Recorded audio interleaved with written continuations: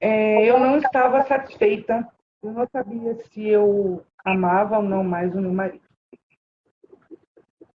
Meu marido sempre me amou, sempre demonstrou amor assim incondicional. Não teve traição, nunca, nem em pensamento. Mas eu não me sentia bem. Comigo, depois eu fui descobrir, eu achava que ele não dava bola para mim. Uhum. Mas depois eu descobri que não, que era eu que não estava satisfeita com tudo aquilo que ele me dava para mim. Tenho 2 filhos, a Vitória e o Vinícius. São 23 anos de casamento. Nossa. 23 anos de muito amor. Aquele negócio de que quando você recebe muito, você, ó. Uhum. E eu era assim, eu boicotava. Eu me pego me boicotando até hoje, às vezes. Uhum. Mesmo depois de todo o conhecimento que eu tenho, eu enxergo o boicote. Ah, show. Sabe? Aquele olhar de antever as coisas. Sim. Que só. Entrem, meninas, porque é só assim para vocês entenderem como que é o negócio. Eu não tinha mais intimidade com meu marido. Eu não queria mais. Não gosto dele, né? Eu achava que não gostava. Eu não me achava merecedora Uhum. do que ele me dava, né? Eu fui me afastando cada vez mais e isso trazia para mim, como que eu posso explicar? Trazia um cansaço. Eu me sentia dentro do meu casamento. Eu me sentia cansada. Uhum. Eu chegava em casa, eu não tinha vontade de ir para minha casa. Eu chegava do trabalho, eu queria só trabalhar, porque eu não tinha vontade de chegar em casa. A gente vivia assim, chegava o final de semana, cada um no seu quarto, a casa cheia, nós 4 aqui dentro. Mas era como se eu estivesse sozinha. Uhum. Uhum. Eu me sentia assim, Uhum. sozinha. E foi num ano quando eu completei 45 anos. E eu parei para pensar, em 45 anos, o que eu fiz da minha vida?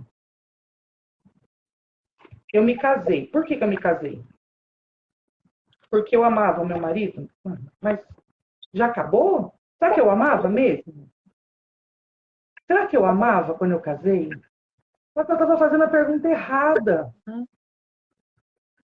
E não era o porquê, é o para quê. Exatamente. Eu não tinha. Eu não tinha. Então, eu me questionei. Com 45 anos, eu me questionei. O que eu fiz da minha vida? Eu casei. No mesmo ano que eu casei, eu prestei um concurso, eu passei no concurso, né? Aí as duas realizações, profissional e pessoal. Pronto, minha vida está certa.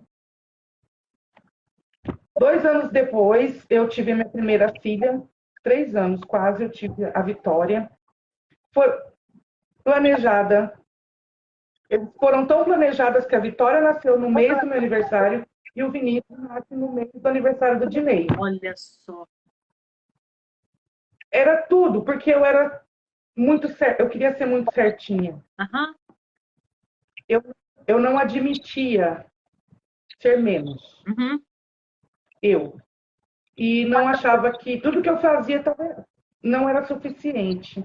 E tudo que faziam para mim também não era suficiente. E daí eu pensei, e eu falava com as pessoas falavam para mim, mas por que você está reclamando? Você tem tudo. Eu falava assim, eu estou pensando em me separar. Como assim? Seu marido te ama, você tem uma família maravilhosa, você tem um emprego maravilhoso. Por quê? Não sei, não sei. Eu entrei no curso achando que eu ia salvar meu casamento. Eu salvei a minha vida primeiro. Depois, o casamento foi consequência. Eu achava assim, igual eu falei, eu estava pensando no que eu tinha vivido já todo esse tempo, aí eu parei para pensar que mais da metade da minha vida, eu tinha vivido mal, Uhum. mesmo tendo uma família, um marido, um trabalho, eu tinha vivido mal. eu estava me fazendo mal. Mas eu não sabia que jeito. Mas alguma coisa lá dentro falava, tá errado, tá errado, tá errado. E eu chorava, e eu não sabia o que que era. E eu pedia, um dia eu pedi a Deus. Aí eu falei assim, ai, não é possível. Deus, por favor, eu sei que não estou aqui por acaso. Eu sei que eu e o Valdinei já tivemos outras histórias. A minha história não é de hoje. A nossa história não é de hoje. E não é possível que depois de todo esse tempo vai acabar assim. Não, não pode. Não, não, não, não, não. E foi aí que eu te encontrei. Eu era nova no Instagram, não tinha muito tempo. E eu vi um chamado, não foi nem no Instagram, foi no Facebook, Ah, do workshop, salve o seu casamento. Eu falei assim, mas meu casamento não precisa ser salvo. Será que eu tô tão assim? E eu fui, entrei no, no aquecimento, que na época não era aquecimento, não era. era, era a missão metamorfose, a coisa mais linda. Eu virei, começou a transformação ali, naquele aquecimento, naquele negócio. Quando você falou assim, você está rastejando quanto da sua vida? E eu falei, eu estou rastejando muito. E foi, eu resumindo, virei borboleta em uma semana. E eu pedi, parei, pedi para com as horas extras. Não quero mais. Porque a minha mudança, conforme eu fui mudando naquela semana, das coisas que eu fui entendendo, que você foi falando, daquela semana do aquecimento, já começou a transformação ali. Uhum. Eu me comecei a me transformar ali, aí eu comecei a ver em casa. Aí eu chegava do trabalho do regular e os meninos vinham me cumprimentar. Hoje eles fazem fila para me esperar sair do carro. E daí eu foi melhorando e eu falei, não, se no de graça, no gratuito, é assim, o que custa? Vamos esperar. Aí teve o workshop, aí tiveram os depoimentos, aí eu falo que os depoimentos das meninas me ajudaram muito a tomar a decisão de falar assim, não, eu vou. Uhum. Eu não tinha dinheiro, eu não tinha cartão de crédito, porque a minha vida financeira era um ó. Era. Agora é um pouquinho melhor. Ainda não tô top, mas vou melhorar. Ó. Aí eu falei, vou fazer. Porque eu tinha aprendido a fazer crochê na internet também. Tempo que eu não. Como ninguém me dava bola, eu tinha que ocupar meu tempo depois que eu limpava a casa, lavava a roupa, tudo. Na minha cabeça ninguém me dava bola, eu tinha que ocupar meu tempo e eu fui aprender a fazer crochê. Aí vi as linhas lá, falei assim, vou fazer toalhinha de crochê. Comecei assim. Mas depois eu falei, não, eu vou vender meu sapatinho. Tem um monte ali que eu fiz, que eu aprendi e nunca falei, tá ali parado. Aham. Falei, vou pagar vendendo sapatinho. Eu entrei empolgada. Empolgada. Eu entrei empolgada com o curso. Empolgada, empolgadíssima, porque eu já tinha visto mudança já na metamorfose. Para mim, o curso ia ser assim, tirar de letra. Achei, vou tirar de letra. Cada tapa na cara, eu deixei de ser chata. Primeira coisa. Primeira coisa. Deixei de reclamar. Aprendi a agradecer.